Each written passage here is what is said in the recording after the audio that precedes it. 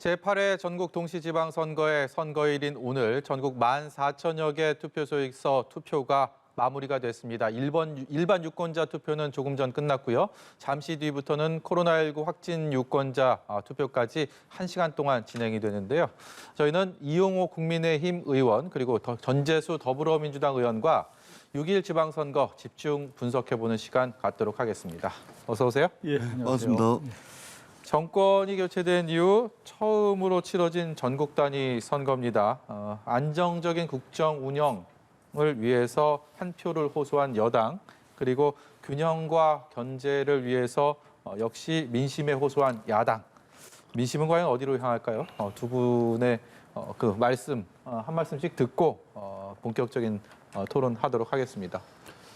예, 이번 지방선거는 윤석열 정부 취임 이제 20일 만에 치러지는 그런 선거이기 때문에 국민들이 윤석열 정부가 잘 갈 수 있도록 국정 운영에 힘을 실어줄 것이다. 물론 지방정부기는 하지만 예. 이런 분위기가 있고 또 한 가지는 이제 아시다시피 한미 간의 정상회담이 취임 후에 10여일 만에 예.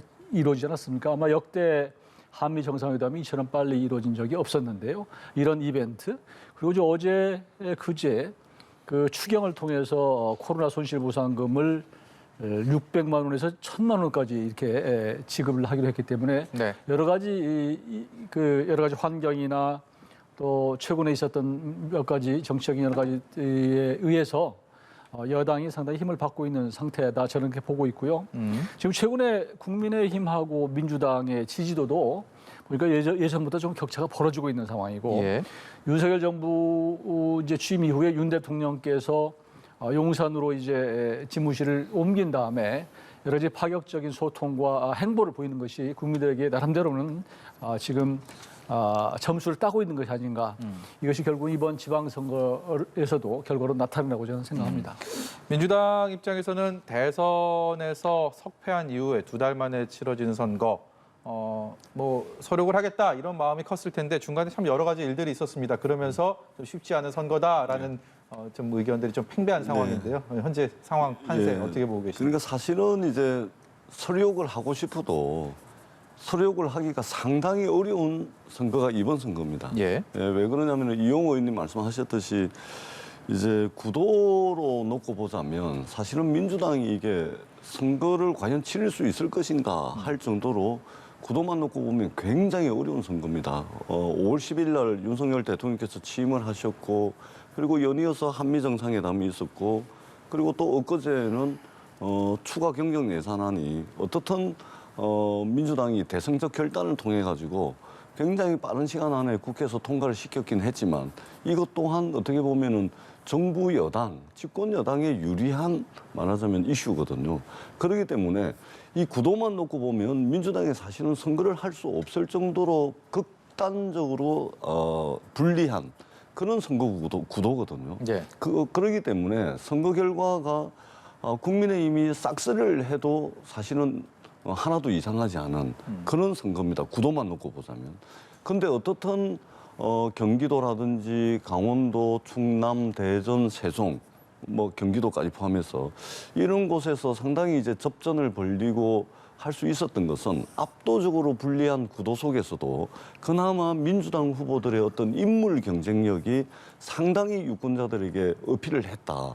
특히 이제 민주당 후보자들이 대부분 이제 현역 시도지사 아니면 현역 구청장들이 굉장히 많거든요. 많죠. 예, 이분들이 이제 지난 4년 동안 그 광역시도 지사를 하거나 또는 구청장, 시장 군수를 하면서 유권자들에게 지역 주민들에게 어떤 체감할 수 있는 실적과 성과를 상당히 많이 냈기 때문에 압도적으로 불리한 구도 선거에서 인물 경쟁력이 상당했기 때문에 예. 지금 여러 군데서 좀 접전을 벌이고 있는 것으로 그렇게 이번 선거를 평가를 합니다. 예.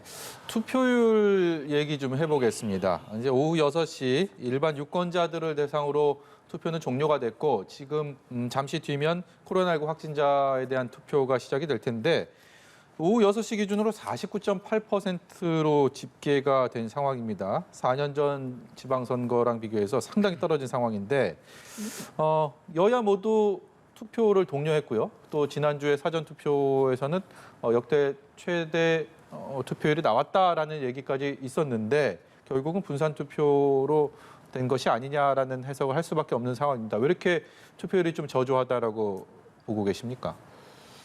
우선은 이번 지방선거가 생각보다 흥행을 못한, 그러니까 국민적 관심을 못 받는 것 같아요. 지난 대선이라고 하는 엄청난 정책 이벤트가 있고 난 다음에 조금 시들해진 그런 것이 아닌가 싶고, 기본적으로 지금 지난 대선이 그렇게 높았던 이유는 이제 정권 교체라고 하는 큰 국민적 뭐 어떤 열망 이런 게 있어서 이제 이루어졌던 건데, 지금 지방선거라고 하는 것은 각 지역마다 나름의 이렇게 분위기에서 치러지는 것이기 때문에 예. 국민적 어떤 관심을 하나로 모으기는 좀 약하다. 그래서 지역마다 이 편차가 있는 상황이고요. 특히 2030 젊은 세대들이 이번 지방선거에 얼마나 참여를 했을까 저는 의문이에요. 2030 세대 젊은 세대들이 자신들의 미래를 이번 지방의 어떤 뭐 시장이나 군수가 책임져 줄 것인가, 예. 이런 기대를 별로 않고 있는 것이 아닌가. 그러니까 중앙정부는 대통령 선거는 자신들의 어떤 미래와 직결되는데 뭐 시의원, 군의원, 뭐 시장이 이것은 자기들하고 큰 관계가 없다라고 해서 우리는 전 젊은 층들의 조금 투표 열기가 좀 감해졌던 것이 아닌가 그렇게 저는 봅니다. 투표율이 기대보다 예상보다 이런 저조한 상황. 전재수 의원께서는 어떤 생각이 드셨습니까? 좀 유리할 것이다, 불리할 것이다 아무래도 생각을 할 수밖에 없을 텐데요. 저는 이제 뭐 기술적 측면보다는 그리고 또 현상적 측면에서 이번 투표율을 보기보다는 좀 근원적이고도 근본적인 문제의식을 좀 가지고 있습니다.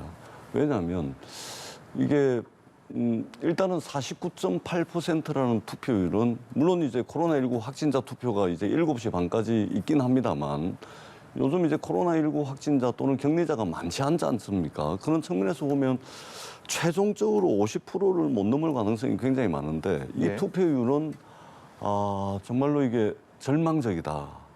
왜 그러냐면 이게 민주주의라는 것은 선거를 통해 완성이 됩니다. 그리고 선거는 투표율이죠. 예. 근데 이 투표율이 낮다는 것은 말하자면 민주주의의 위기라고 이야기를 할 수가 있는 겁니다. 정치의 위기, 민주주의의 위기가 부지부식간에 우리 공동체에 찾아왔다. 예. 그리고 이것은 불과 얼마 전에 있었던 대통령 선거가 역대급 비호감 대통령 선거 아닙니까? 대선 캠페인 과정에서 국민들의 어떤 이 비호감도를 극단적으로 이제 상승시킨 그런 이제 대통령 선거 캠페인을 했는데 예. 그러면은 대선이 끝나고 난 뒤에 말하자면 뭐 대선에서 승리를 한 윤석열 대통령이나 아니면 대선에서 패배한 민주당도 최대의 과제는 결국은 국민 통합이었는데 새 행정부가 출범을 하고 난 뒤에 장관 인사가 있었고 또 이제 이 한동훈 법무부 장관을 중심으로 한 이제 어떤 이제 검찰 공화국으로 가는 그런 이제 징후도 나타나고 이러면서 어떤 국민 통합을 요구하는 국민들의 기대치 이것과는 완전히 정반대 방향으로 집권 여당은 가고 있고 또 민주당도 국민 통합을 바라는 그러한 국민들의 여망을 담아내는 어떤 당내 혁신이라든지 이런 것들을 보여주지 못했습니다. 예. 그러다 보니까 극단적으로 낮은 이 투표를 통해 가지고 어떤 민주주의의 위기, 정치의 위기 또는 정치 불신이 극대화되는 이런 상황이 왔다. 그래서 이것은 여야를 떠나서 정치권이 정말로 이 극단적인 정치 불신의 시대, 민주주의의 위기, 정치의 위기를 어떻게 과연 할 것인가. 그리고 이것의 답은 결국은 국민 통합이거든요. 예. 그러면 국민 통합은 윤석열 행정부를 포함해 가지고 집권 여당에 조금 더 이제 저 책임이 좀 더 있죠. 아무래도 야당보다 국민 통합을 할 수 있는 여러 가지 동원할 수 있는 자원이 결국은 집권 여당에 더 많이 있기 때문에 예. 그래서 이제 국민의힘을 비롯해서 윤석열 대통령께서 어떤 국민 통합을 통해서 민주주의의 위기, 정치의 위기, 극단적 정치 불신을 좀 해소할 수 있는 이것이 이제 선거 이후에 직면한 과제로서 떠올랐다. 이렇게 저는 생각을 합니다. 예. 네, 저희가 뭐 얘기 중에는 49.8%라고 잠정 투표를 말씀을 드렸는데 그 사이에 50.0%, 0.2%는 올랐어도 4년 전보다 10.2%포인트나 떨어진 저조한 투표율을 현재까지는 기록을 하고 있습니다. 이 투표율이 저조한 이 상황에서 격전지별로 좀 그래도 판세를 예측을 해봐야 될 것 같습니다. 누구나 최대 격전지라고 꼽아왔던 곳이죠. 경기도 얘기를 좀 해볼 텐데 경기도는 잘 알려진 것처럼 국민의힘에서는 김은혜 후보가 그리고 더불어민주당에서는 김동연 후보가 정면 대결을 했습니다. 여론조사 결과도 오차 범위 내에서 엎치락뒤치락했고요. 그렇기 때문에 이 경기도를 누가 차지할지에 대한 관심사가 그야말로 뜨거운 상황인데요. 기용호 의원께서는 어디에 무게를 두고 보고 계십니까? 그래서 저희야 당연히 국민의힘 김은혜 후보가 당선될 것이다 이렇게 기대를 하고 있습니다. 그러나 이 표는 어차피 개표를 해봐야 될 것이라고 생각을 하고요. 경기도는 뭐 알다시피 대한민국에서 가장 인구가 많은 그런 지역이고 최근에는 뭐 이재명 대통령 후보가 이제 경기도 지사 출신이기 때문에 경기도 지사는 대통령으로 가는 어떤 디딤돌이다 이렇게 보기 때문에 굉장히 관심이 많은 것 같고 그런 차원에서 지금 굉장히 김동연 후보, 김은혜 후보가 아주 뜨겁게 붙은 그런 상태인데요. 저는 뭐 예측 불허라고 생각합니다. 그리고 한 가지 좀 제가 조금 전에 이제 투표율 관련해서 좀 덧붙이고 싶은 얘기는 지방선거가 저는 놀랄 정도로 지난 선거에 비해서 지금 한 10% 정도, 네. 10%포인트가 넘게 떨어져 있는 이게 상황입니다. 굉장히 놀라운 일인데 이게 조금 전에 우리 전재수께서 말씀하셨지만 정치 불신이 한 가지가 있고 네. 또 한 가지는 우리는 지방자치라고 하는 게 굉장히 옳고 선이고 이게 라고 기대를 하고 있는데 지방자치가 우리 국민들에게 유권자들에게 그다지 제대로 기대에 충족을 못 시켜주는 것이다. 제대로 지금 착근을 못 하고 있다. 저는 그렇게 지적을 하고 싶습니다. 물론 이제 지역마다 좀 편차가 있어요. 보니까 이제 전남 같은 경우는 평균보다 한 8% 정도 높게 나오고 같은 호남인데도 광주는 또 훨씬 40% 정도 수준 이하로 떨어져 있고 전북도 평균보다 낮거든요. 그래서 이 지역마다 흥행의 정도에 따라서 어떤 후보가 나왔냐에 따라서 좀 달라지는데 기본적으로는 정치 불신. 그러니까 우리 국회에서 있는 여야 간의 정치 불신도 있고 지방의회라고 하는 게 자기들만의 이제 잔치다. 이게 우리 주민들의 삶과는 무관하다라고 하는 그런 측면에서 많이 불신을 갖고 있는 것 같습니다. 예. 경기도는 국민의힘에도 중요하지만 민주당 입장에서는 그야말로 놓칠 수가 없는 그런 지역이다라는 얘기를 많은 분들이 하고 계셔서 전재수 의원께서도 뭐 비슷한 얘기를 하실 것 같긴 한데요. 그래도 판세에 대해서 얼만큼의 기대감을 갖고 계신지 여쭤보도록 하겠습니다. 지금 이야기했다고 몇 시간 뒤면은 금방 결과 나올 텐데 섣불리 아마 말씀을 드리기는 상당히 어려울 것 같고요. 더더구나 이 나선 투표율이 과연 어느 당에 유리할지 누구에게 유리할지는 이거는 뭐 신이 아닌 이상은 예측을 하는 게 사실은 의미가 없을 정도로 굉장히 좀 유동적이다 이렇게 평가를 하고요. 다만 우리가 이제 진보 보수 이거를 나누자면은 대한민국의 어떤 이념 지형에 따라서 나누자면 35대 35 정도로 나누는 거 아닙니까? 그 중에서 이제 강성 지지층을 따지자면은 25대 25거든요. 그러니까 지금 투표율이 50%라는 것은 국민의힘과 민주당의 강성 지지자들만 투표하러 나왔다라고 보면 되는 겁니다. 그다음에 정치 불신이 있다는 것은 평상시에 이제 무당층이라든지 또는 중도층에 계신 분들이 안 나왔다는 겁니다. 그러니까 양당의 지지층들만 투표장에 나와가지고 그래서 결과적으로 투표율이 50%밖에 안 되는. 그러면은 결국은 25대 25라고 이야기하는 우리 양당의 강성 지지층 중에서 누가 1% 더 나오고 누가 1% 덜 나왔냐에 따라서 아마 선거 결과가 이제 판가름 날 거다. 근데 이것은 우리 공동체의 입장, 우리나라, 우리 국가적 차원에서 보자면 굉장히 이게 이 민주주의 위기고 또는 선거를 통해서 선출직 공직자들의 어떤 권력의 정통성이라는 측면에서 보자면 상당히 이 권력의 정통성이 취약해지는 결과로 맞닥뜨리게 될 것이다. 이런 이제 이 말씀을 드리고 김동연 후보와 김은혜 후보를 보면은 사실은 구도로 보면은 김동연 후보가 압도적으로 불리한데 인물 경쟁력으로 그동안 오차 범위 내 박빙의 여론조사를 가지고 왔다고 생각을 합니다. 결국은 저는 인물 경쟁력이 결국은 이제 구도를 좀 넘어서는 그런 결과가 경기도에서 나오지 않을까 그렇게 좀 기대를 해보고요. 이번 선거 결과를 통해 가지고 어떻든 여든 야든 이게 자기 진영만 바라보고 하는 정치 또는 정치라는 것을 어떤 통합이 아니고 갈라치기 하는 정치.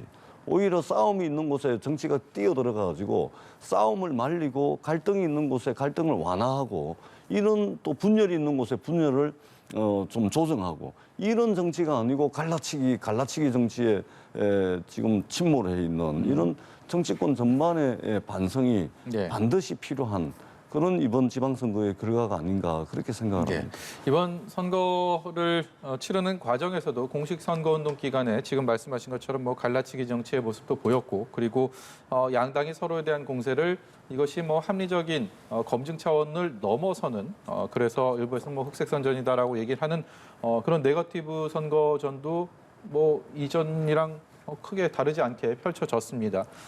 이제 선거운동이 다 끝나고 본투표까지 마무리되는 이 시점에서 상대당이 제기했던 뭐 여러 가지 공세들 중에서 이 부분은 진짜 좀 억울하다, 아쉽다, 좀 안타깝다라고 생각하시는 게 있으시면 한 가지 정도만 좀 듣고 왜 그런지 거기에 대한 이유도 한번 여쭤보도록 하겠습니다. 이용호 의원 어떤 게 있을까요? 글쎄요, 뭐 하도 뭐 이게 지난 대선에 그 당시에 네거티브가 워낙 심했기 때문에 네. 이번 지방선거는 상대적으로 서로 네거티브가 뭐 자잘한 이슈들이었던 것 같아요. 그래서 그렇게 뭐 대단히 드러난 것은 저는 뭐 이렇게 느끼지는 못했고 다만 양쪽의 후보들이 너무 그 아닌 얘기를 가짜 뉴스를 사실인 것처럼 얘기하는 경우가 굉장히 많고 또 과장해서 하는 것들 이런 것들이 좀 아쉽게 생각을 해요. 대표적인 게 이제 어떤 뭐 게 있을까요? 최근에 뭐 그 AI 윤석열 유세 이거 뭐 탄핵감이다 대통령 탄핵감이다 얘기하는 것이 아니 어떻게 대통령 탄핵을 그렇게 쉽게 입에 올릴 수가 있을까? 지금 아시는 바와 같이 지금 SNS를 통한 선거운동은 이제 많이 풀렸거든요. 예. 뭐 페이스북이든 뭐 여러 가지 풀렸는데 이게 워낙 이제 SNS나 혹은 뭐 AI나 앞으로 메타버스나 이런 것들로 마구 이제 소통의 수단이 막 발전하고 있기 때문에 선거 운동의 방법도 아마 거기에 맞춰서 바뀔 거예요. 그런데 이 부분을 정말 그럴 만한 부분이 아닌 것을 가지고 이게 선거법 위반이라고 얘기한 정도가 아니고 탄핵으로 붙이는 것은 네. 이건 좀 민주당 지도부에서 얘기하는 것은 너무 가볍게 언급한 것이 아닌가. 저는 좀 그런 부분은 좀 아쉽게 생각합니다. 전재수 의원께서는 예. 뭐 이 AI 윤석열에 대한 아쉬움을 말씀하셨는데 거기에 대한 반론을 해주셔도 되고요. 아니면 다른 국민의힘의 공세에 대해서 다른 것을 짚어서 말씀해 주셔도 됩니다. 뭐 AI보다는 저는 이제 그 윤형선 후보 있잖아요. 예. 윤형선 후보가 이제 들고 나왔던 메시지가 뭐냐면 25년 후보와 25일 후보 네. 이거지 않습니까? 인천 근데- 계양을에 예, 예, 인천 25년 동안 예, 있었고 예. 이재명 후보는 25일 된 25일밖에 후보다. 이제. 그러니까 이재명 후보 입장에서는 뭐 그런 비판 뭐 들을 만하죠. 예, 일단 뭐 계양이라는 곳에 이제 낯선 곳에 오셨기 때문에. 근데 알고 봤더니 이게 윤영선 후보가 불과 이제 올 5월 초까지 서울 목동에 이제 살고 있다가 예, 예. 공천이 거의 확정되고 난 뒤입니까? 5월 초면. 그러고 난 뒤에 인천 계양으로 주소를 옮긴 겁니다. 그러니까 이분도 이제 계양에서 25년 동안 선거를 아마 몇 번 출마를 하셨다가 몇 번 떨어지신 것 같아요. 떨어지시고 난 뒤에 이제는 뭐 그냥 뭐 살고 싶은 데 가서 아이들 교육 뭐 이래가지고 초등학교 졸업한 아이들 때문에 중학교를 목동으로 옮겼기 때문에 네. 목동을 갔다는 거 아닙니까? 그러니까 아이들 교육은 계양에서 못 시키겠다는 거죠. 목동에서 시키겠다는 거죠. 그래가지고 갔는데 이게 예기치 못하게 이재명 후보가 이제 계양에 출마를 하니까 윤영선 후보가 어떻게 보면 이재명 후보 때문에 지역 일꾼 뭐 이런 걸로 해가지고 공천을 받았는데 25년 된 후보다 이렇게 이야기를 했지 않습니까? 전형적인 내로남불이죠. 예. 그러니까 엄청난 공격을 했는데 공격하는 사람을 딱 보니까 이분은 서울 목동에 거주하고 있어 놓고 남보구는 25일짜리 후보다. 예. 우리 정치권이 뭐 크고 작은 내로남불 많이 합니다. 우리가 정치인들뿐만이 아니고 우리가 주변에도 보면은 뭐 변명 없는 무덤 없다고 이유 없는 무덤 없다고 내로남불 일정하게 있을 수는 있죠. 그러나 이게 양해 가능한 내로남불인지 아니면은 양해할 수 없는 내로남불인지 이런 구분은 있어야 되는데 이런 이제 내로남불 정치도 얼마나 이제 국민의힘이 민주당을 향해서 비판을 그렇게 많이 했지 않습니까? 예. 이제는 이런 것들도 좀 정치권에서 없어졌으면 좋겠다 이렇게 생각을 합니다. 다시 지역 판세 관련해서요. 중원 싸움이라는 얘기들 많이 하고 충청권의 민심은 정말 모른다라는 얘기 선거 때마다 합니다. 충청 지역 사람들이 그 속내를 드러나지 않는다 이런 것을 빗대서 여러 가지 얘기들도 하는데 이번에 충청에 민심이 과연 어디로 향하게 될지도 관심이 큽니다. 저는 이제 그 충남 지사 후보 제가 이제 지원 유세도 가봤는데요. 예. 그 현지에서 느낀 것은 언제든지 지방선거는 그 지역의 발전론과 집권 여당 뭐 힘 있는 이런 게 많이 나오는데 그 지역에서 어느 정도 그 부분이 좀 일정 부분 먹히는 것 같은 느낌을 받았거든요. 예.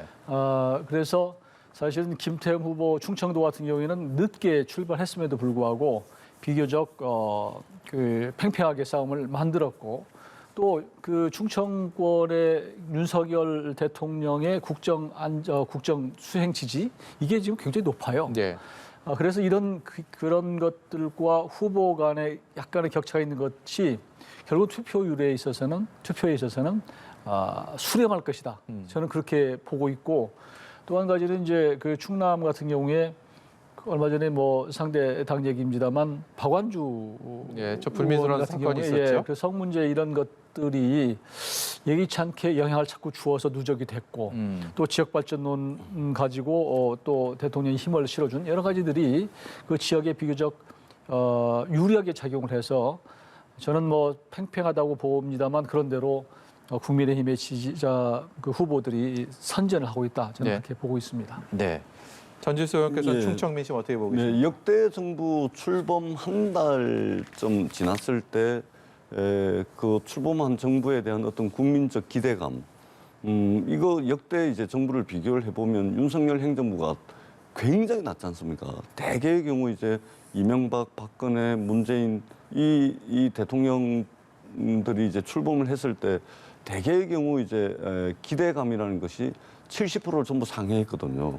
근데 지금 윤석열 정부 좀 올랐다고 하더라도 한 50% 초반대 네. 뭐 이런 거 아니겠습니까? 그러니까 뭐냐면 이 새 정부에 대한 기대감이 낮다 보니까 이게 중도층 또는 무당층의 어떤 투표를 포기해버리는 그러니까 새 정부가 출범을 하게 되면 어떻든 잘 되기를 바라고 또 박수도 보내고 싶고 또 열렬하게 또 응원도 하고 싶은 것이 대한민국 국민들의 인지상정이거든요. 예. 근데 그런 게 전혀 없단 말입니다.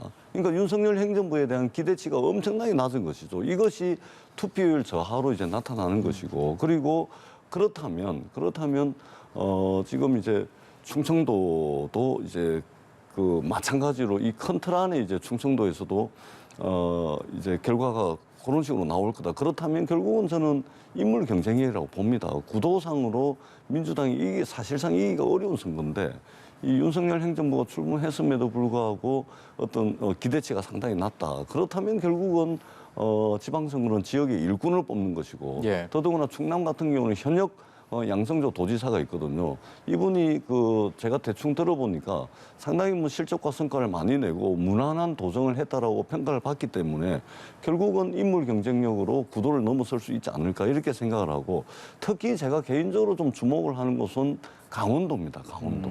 강원도의 이광재 후보와 이제 김진태 후보가 예. 맞붙었는데 2010년도 지방선거만 하더라도 그때 이광재 후보와 이계진 후보가 이제 붙었는데 예.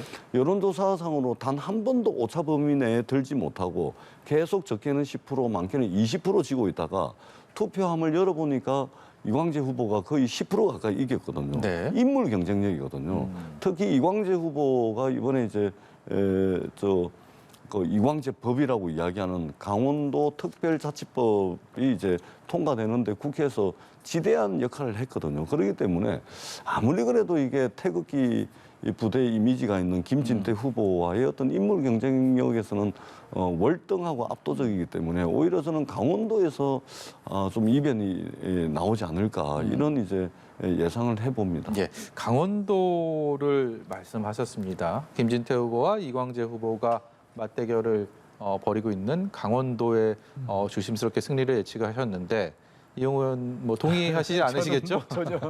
전혀 이거 기대라고 생각을 하고요.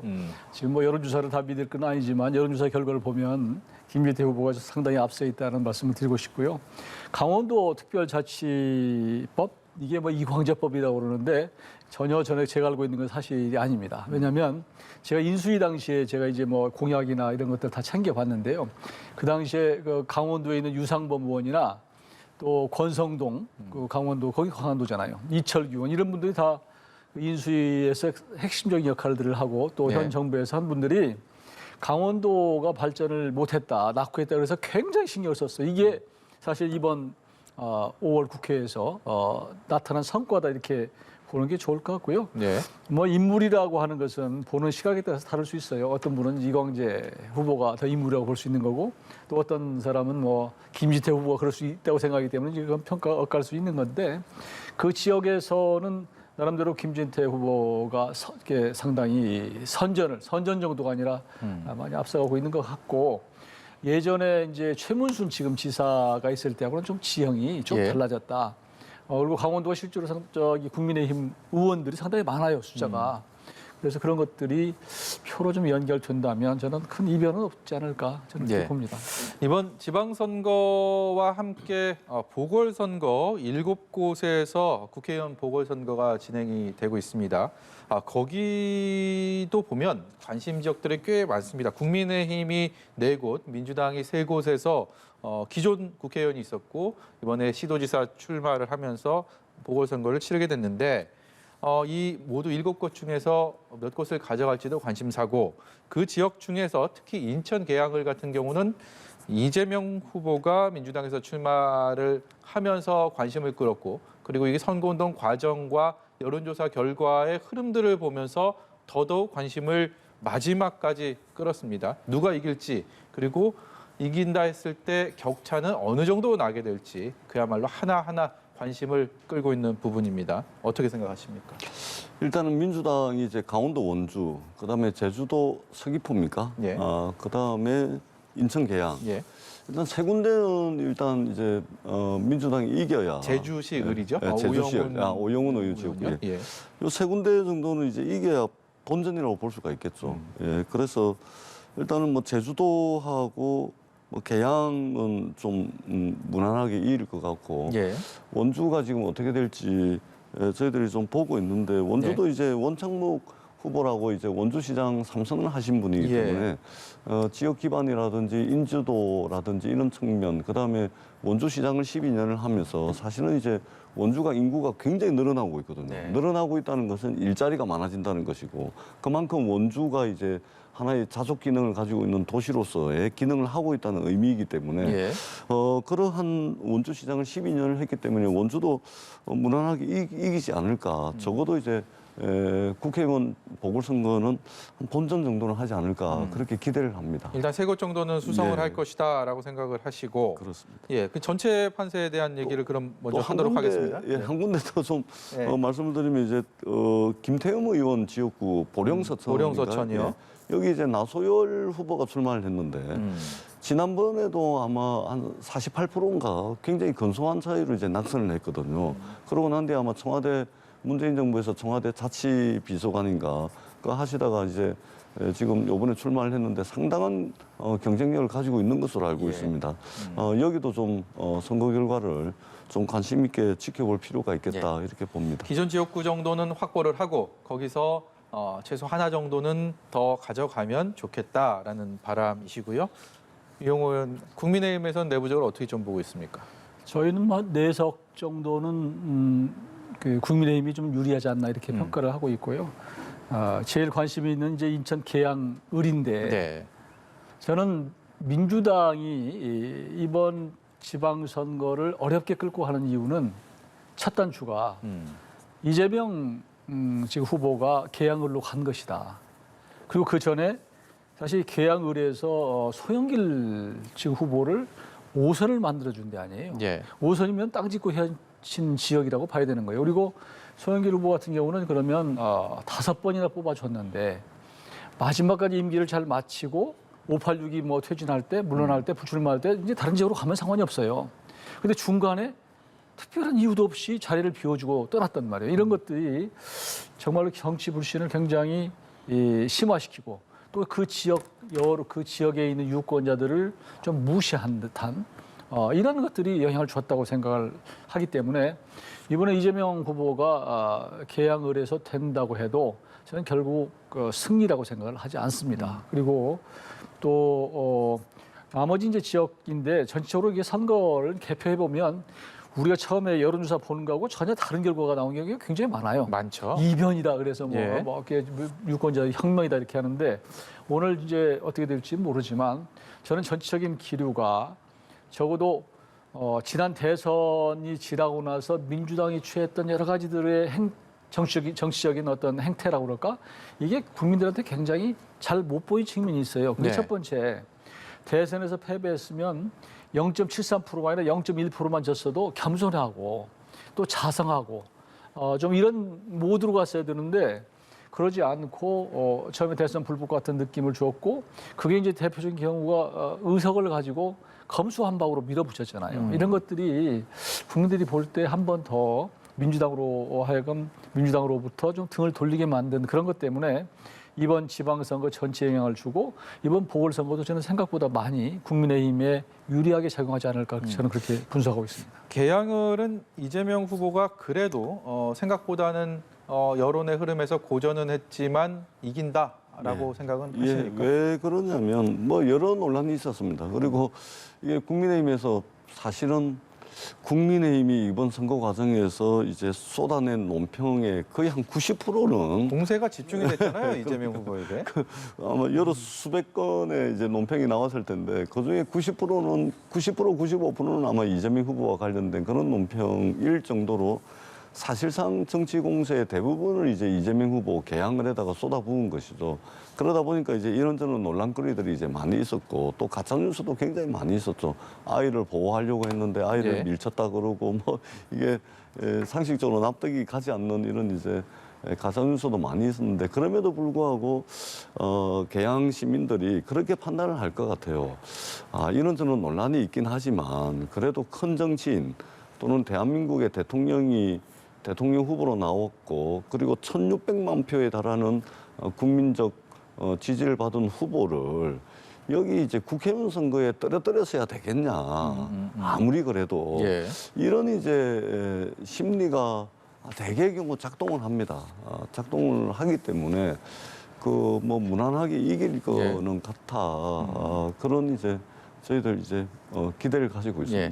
이 선거운동 과정에서 막판에 또 불거진 이슈가 있었습니다. 예상치 못했던 이슈인데 김포공항 이전 논란이 뜨거웠고요. 과연 이것이 실제 선거에서 누구에게 어떻게 영향을 미치게 될지 그 부분도 관심이 큽니다. 김포공항 이전 공약 여기에 대한 어떤 전망일까요? 한번 좀 들어보도록 하죠. 우선 이재명 이제 후보가 제기한 거 아니에요? 근데 개항을 해서 얼마나 어려웠으면 그런 문제를 갑자기 뜬금없이 제기를 했을까. 그리고 전국에 지금 동시에 지방선거가 치러지는데 오로지 개항의 을만 생각하고 던진 거거든요. 그러니까 다른 데 굉장히 피해를 줬고 마치 민주당의 선대위원장처럼 하겠다고 나왔는데 오히려 선거에 오히려 손해를 끼친 그런 공약이었다고 생각이 들고 특히 제주도 같은 경우도 제가 보니까 오영환입니까? 그 제주지사 나온 분? 예. 다급하니까 이게 뭐 여러 가지 이의를 제기하고 당에서도 이게 뭐 공약이 아니다, 당의 입장이 아니다 이렇게 수습을 하고 이런 걸 보고 얼마나 지금 그 당이 제대로 정비 안 된 상태 서로 협력이 안 된 상태에서 이렇게 제기를 하는가 하는 그런 비판을 하고 싶고요. 예.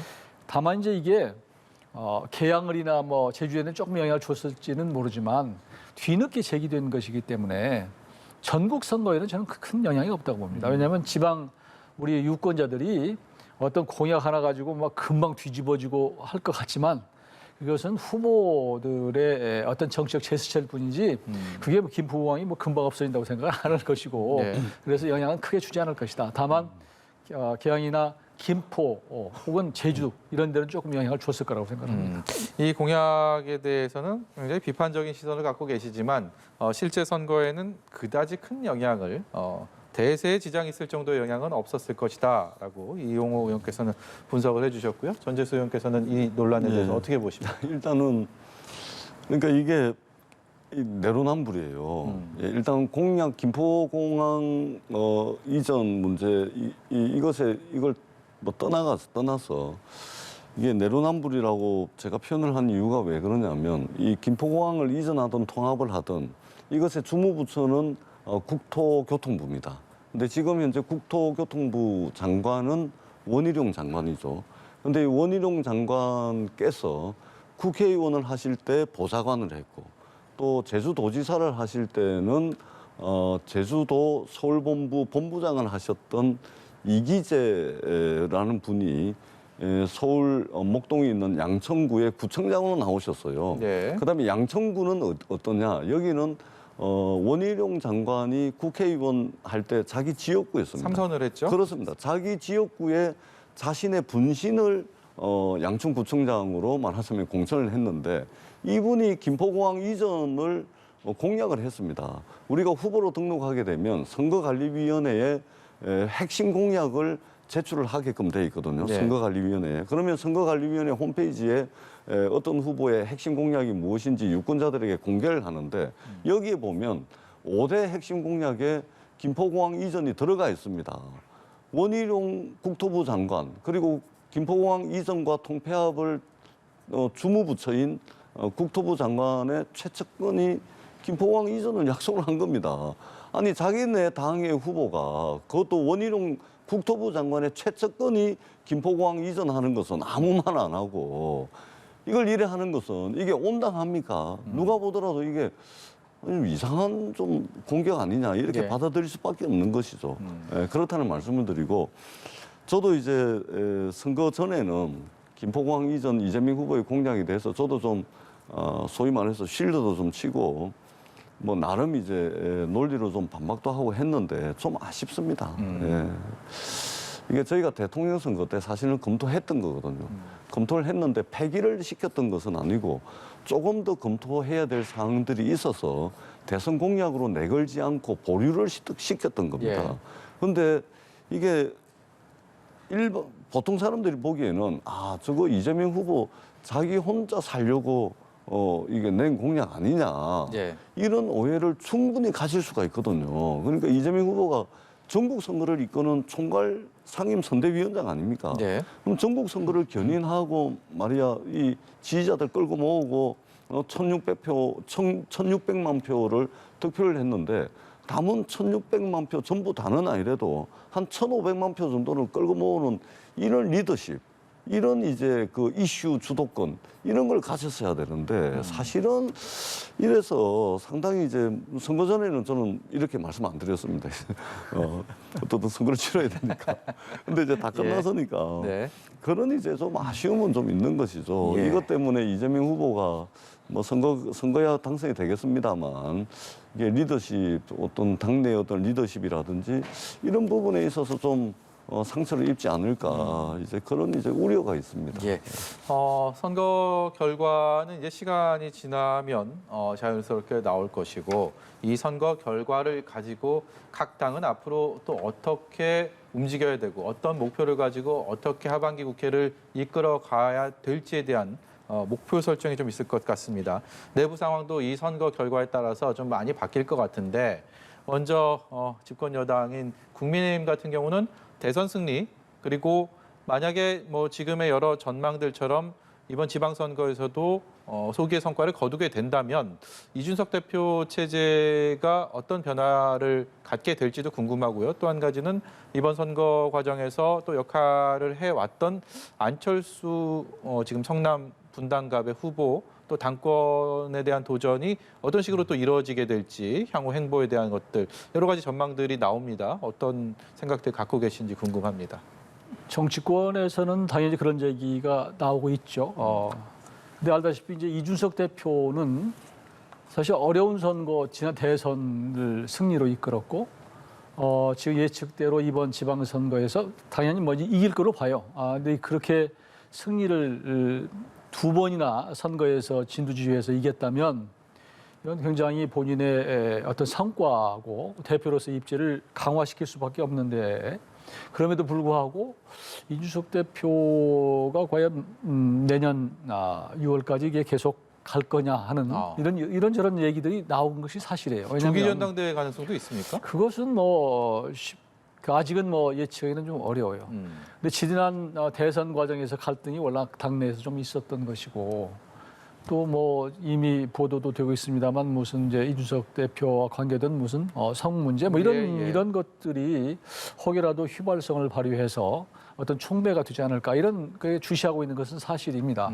그러나 공식적으로는 두 선거를 이긴 이런 대표를 어떤 명분으로도 밀려서 이게 내보내게 하는 것은 이건 토사구팽이고 또 지난 두 차례 선거에서 2035 젊은 세대를 정치권으로 끌어들이고 또 지지를 이끌어내는 그런 공로를 인정하지 않는 결과이기 때문에 굉장히 이 부분은 상당히 논란이 좀 두 가지 측면에서 있다고 봅니다. 그런데 이제 안철수 후보의 경우는 알다시피 지난번에 국민의힘과 국민의당이 후보 단일화를 하면서 합당을 했거든요. 근데 본인도 인수위원장하고 이번에 출마한 것은 나름대로는 정책 입지를 갖고 다음 대선을 또 보고 당권을 좀 보고 싶은 거거든요.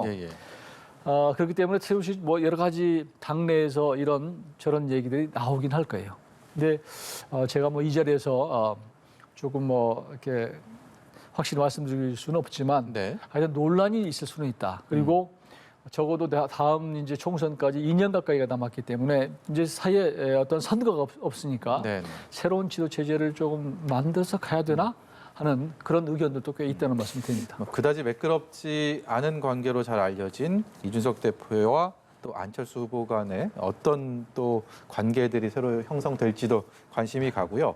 민주당은 국민의힘에 비해서는 이 변화의 폭이 조금 더 클 것 같다라는 생각이 듭니다. 이 선거 결과에 대해서 내부 변동의 폭이 훨씬 클 거다 이런 얘기들 많이 나오고 있는데 무엇보다도 선거 직전에 박지원 비대위원장의 혁신 얘기들 그리고 그 과정에서 나왔던 586 그룹의 용퇴 얘기 결국은 윤호중 비대위원장이랑 손은 잡고 선거 이후에 뭔가 변화를 혁신을 해보겠다라는 쪽으로 결과는 나왔는데 그만큼 과제도 많고요. 이 과정에서 누가 주체가 될지 그리고 당권 경쟁 지도부를 새로 교체한다면 흔히들 무슨 파 얘기하지 않습니까? 이런 것들이 또 어떻게 형성될지도 관심이 갑니다.